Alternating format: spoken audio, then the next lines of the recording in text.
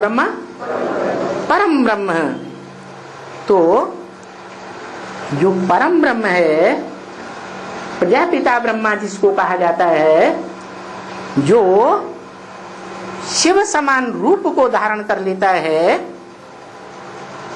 उस शिव समान साकार में निराकार को याद करने से हम पतित पावन बनेंगे, या कोई और को याद करने से पतित से पावन बनेंगे? है दूसरे जो ब्रह्मा, जो विष्णु बनने वाले हैं, जड़ भुजाओं के रूप में दिखाए जाते हैं, उनको याद करने से पति से पावन नहीं बनेंगे? है बनेंगे या नहीं? नहीं बनेंगे। बनेंगे? क्यों नहीं बनेंगे? वो विष्णु के रूप नहीं है।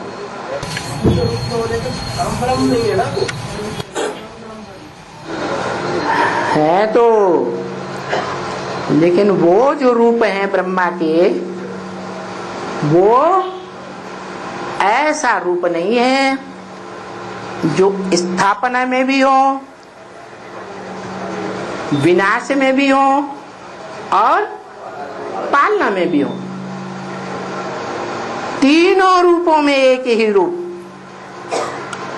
जिसको कहते हैं त्रिमूर्ति हाउस। यादगार क्या बनी हुई है? कैसा हाउस? त्रिमूर्ति हाउस। त्रिमूर्ति रोड। रोड तो एक ही है, लेकिन नाम त्रिमूर्ति रोड रखा। क्यों?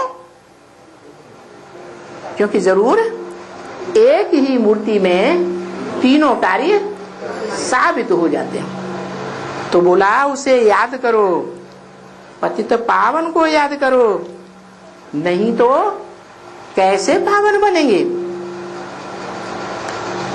नहीं तो और क्या उपाय करें सिवाय याद करने के?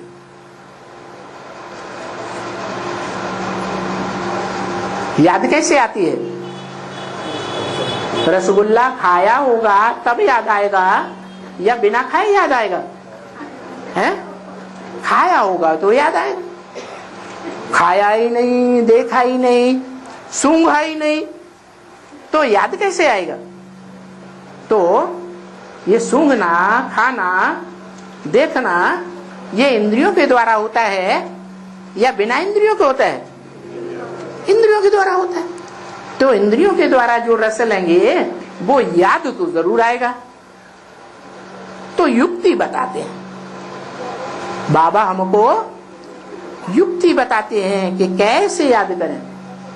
कैसे याद करें? है सीधा सीधा साकार में निराकार को याद करने लगे। कोई ने कह दिया ये है शिव बाबा, वहां आया हुआ है, भगवान आया हुआ है, और वो हमें जाके बता दे ये है, तो याद करने लगे उसे? है नहीं। हाँ, ज्ञान माने समझ है, बुद्धि से समझे। है ऐसे किसी की सुनी सुनाई बातों से तो भारतवासियों ने दुर्गति पाई, और हम भी सुनी सुनाई बातों के आधार पर अगर पक्का कर देंगे, निश्चय कर लेंगे, तो आज निश्चय करेंगे, कल निश्चय उड़ जाएगा।